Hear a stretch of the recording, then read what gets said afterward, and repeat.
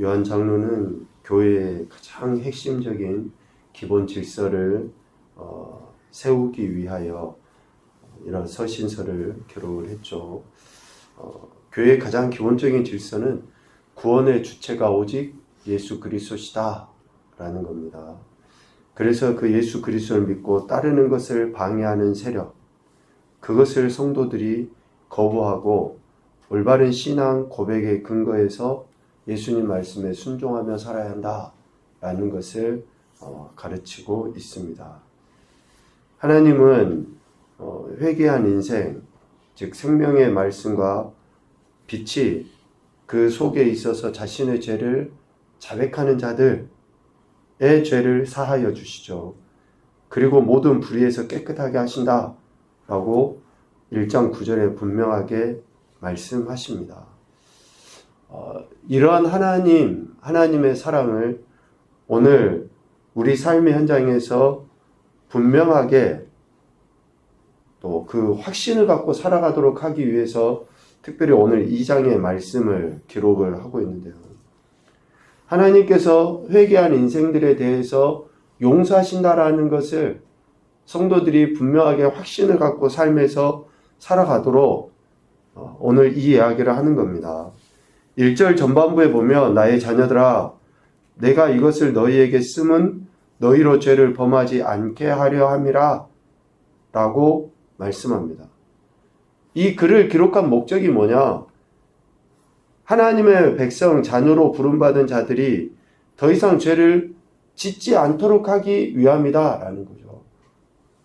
이미 하나님이 회개하는 자들을 용서하신다, 사하신다, 깨끗게 하신다 라는 그 전제하에 하나님은 사랑이시고 빛이시다라고 말씀하시며 그 빛의 자녀된 자녀들이 삶을 살아갈 때에 용서하시지만 죄를 범하지 않는 것이 더 중요하다라는 것을 이야기합니다. 그래서 성경의 기록 목적도 마찬가지입니다.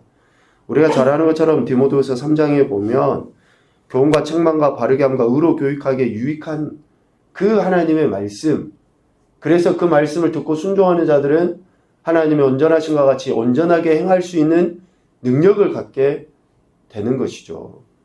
그래서 요한 장로는 이 말씀을 통해 하나님의 자녀요 백성된 우리들이 죄를 짓지 않는 삶, 더 나아가서는 하나님의 온전하심과 같이 온전하여 선을 행하는 그런 삶을 살아가기를 원하는 거죠. 그러니까 신앙생활을 우리가 좀 소극적인 자세로 볼 것인가 아니면 적극적인 자세로 볼 것인가 라는 그 차원이 좀 다른 것 같아요. 일반의 모습도 마찬가지죠. 좀 옳지 않은 것을 거부하는 것, 그것도 있을 수 있습니다. 그러나 더 적극적으로 옳은 것을 행하는 것이 우리에게 필요한 것이죠. 그러니까 하나님의 말씀, 명령에 우리가 더 적극적으로 순종함으로 인해서 하나님이 원치 아니하시는 것들에 대해 소극적인 방어 정도의 문제가 아니라 하나님이 기뻐하시는 그 뜻을 이루어드리는 삶을 살아가야 한다라는 것을 지금 요한 장로는 우리에게 이야기하고 싶은 것입니다. 그래서 우리 인생이 범죄하지 않도록 하기 위해서 먼저는 대언자이신 예수 그리스도께서 이 땅에 오셨다라고 이야기합니다. 우리가 죄를 범하지 않는 것이 하나님이 원하시는 바이죠. 그런데 어느 누가 죄를 짓지 않고 살아갈 수 있습니까? 미안하지만 죄성을 가진 우리 인생은 숨 쉬는 것조차도 죄일 수 있어요. 어쩌면. 왜? 생각하는 게 모든 게 다 그런 선이 별로 없거든요. 그래서 이런 연약함을 가진 인생은 죄를 범할 뿐만이 아니라 더 나아가서는 어떻습니까? 죄가 없다. 죄가 아니다. 라고까지 이야기를 한다고 그러잖아요. 그렇게 늘 죄를 짓고 죄를 범하지 않았다라고까지 이야기하는 그러한 우리 인생, 이렇게 연약한 존재, 죄를 지을 수밖에 없는 우리 인생이잖아요. 이러한 우리 인생이고 존재임을 아신 하나님께서 대언자, 곧 의로우신 예수 그리스도를 우리에게 보내주신 겁니다. 대언자는 헬라어로 이야기하면 파라클레토스입니다. 파라클레토스. 변호자, 그리고 성경에서는 보혜사라고 이야기하죠. 그래서 성령 하나님을 또 다른 보혜사라고 이야기를 하는 거예요. 그래서 대언자, 보혜사로서 예수님께서 이 땅에 오시죠. 육신의 몸을 입고 이 땅에 오셔서 우리가 범한 죄에 대해 하나님 아버지 앞에서 우리의 죄를 친히 대신하신 것입니다. 그래서 보혜사는 오직 예수 그리스도 한 분이셔요. 그리고 또 다른 보혜사는 예수 그리스도께서 하신 것을 증거하고 또 그것을 깨닫게 하시기 위해서 또 다른 보혜사 성령님이 우리에게 오신 거예요. 그래서 성령님의 가장 핵심적인 그 사역의 특징은 뭡니까? 예수님께서 하신 사역과 예수님이 하신 말씀을 우리에게 가르쳐 주신 거예요. 깨닫게 하시는 거죠.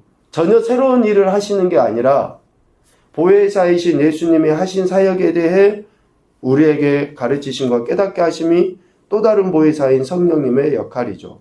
그래서 오늘 본문에 나온 대언자이신 예수 그리스도는 우리가 범한 죄에 대해 하나님 아버지 앞에 친히 우리의 죄를 대신 하심이라고 이야기하죠. 이 대언자는 하나님 아버지 앞에서 우리에게 대한 대언자로서의 역할을 하십니다. 하나님 아버지 앞에서, 하나님 앞에서.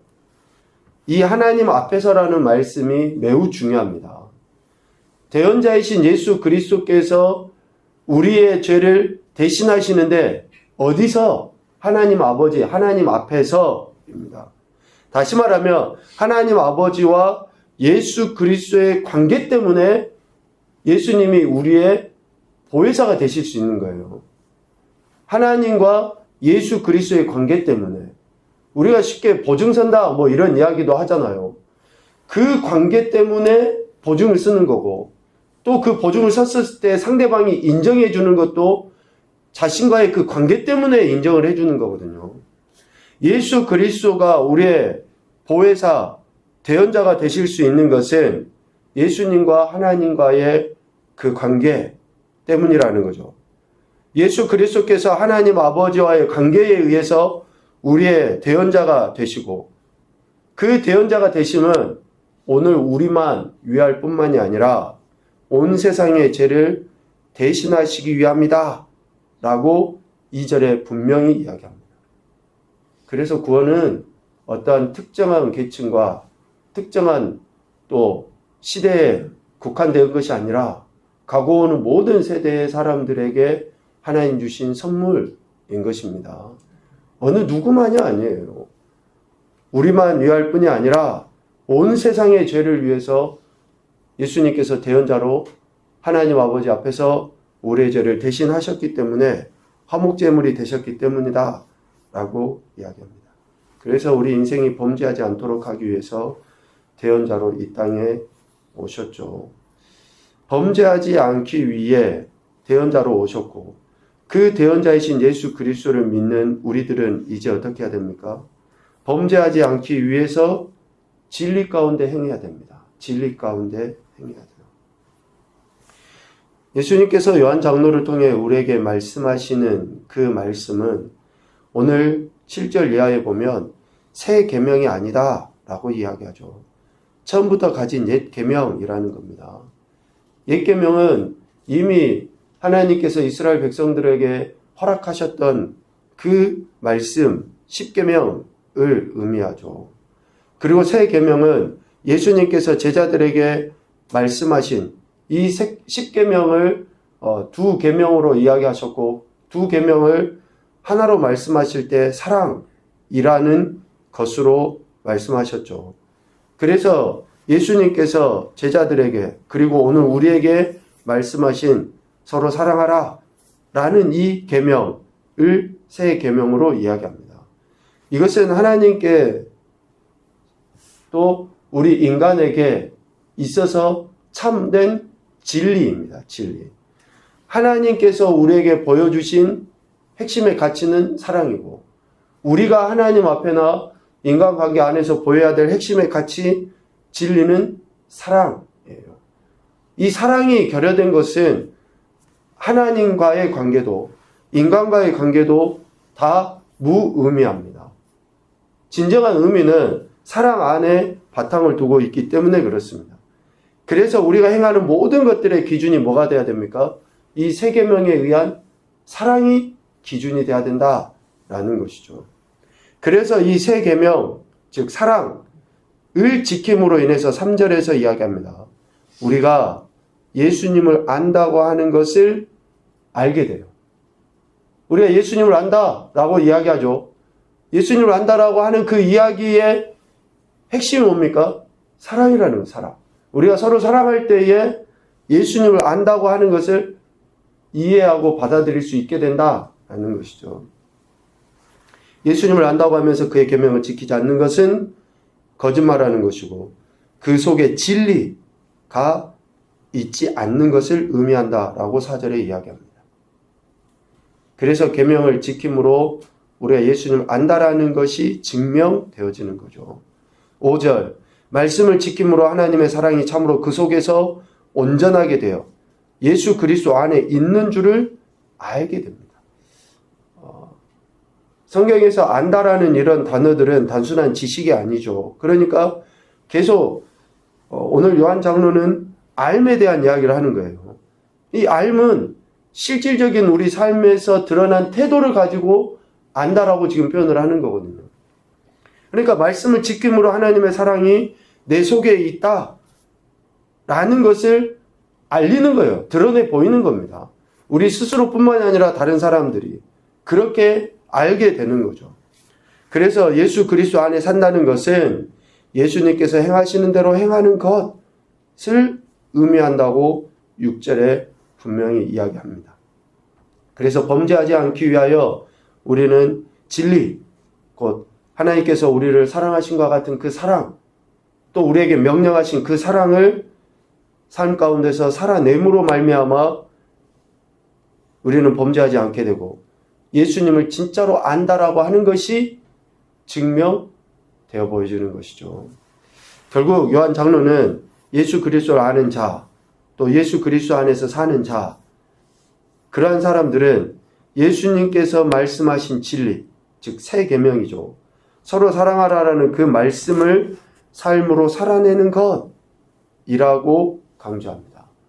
서로 사랑하는 것이, 서로 사랑하는 삶이 빛 가운데 있는 삶이다. 더 이상 어둠 가운데 행하지 않는 삶이다. 라고 11절 이야기합니다. 그러니까 우리는 더 이상 어둠이 아니잖아요. 빛의 자녀고 빛입니다. 그래서 빛으로서 우리의 삶의 행태는 사랑으로 나타나 보여짐이 있어야 한다라는 것을 강조해서 이야기합니다.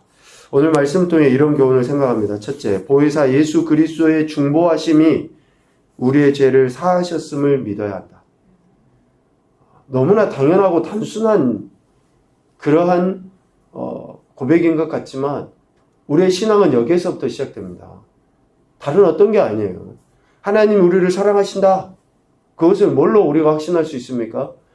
나의 죄를 예수님이 대신하셨고 내가 죄사함 받았다라는 것을 통해서 우리는 하나님의 사랑을 확신하게 되는 거예요.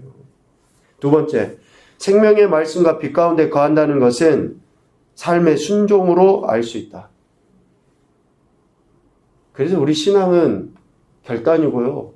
우리의 신앙은 그렇게 하나님의 말씀에 대한 태도로서 알 수 있는 거예요. 아무리 내가 믿음이 좋다라고 이야기를 해도 우리 스스로도 그렇고 다른 사람들의 인정도 그렇고 생명의 말씀과 빛 가운데 거한다는 그러한 것은 우리의 삶의 순종으로 알 수 있죠.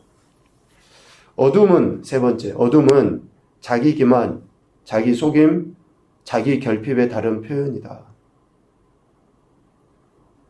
왜곡된 사랑은 어둠의 모습입니다. 이기적인 사랑, 어둠의 모습이에요.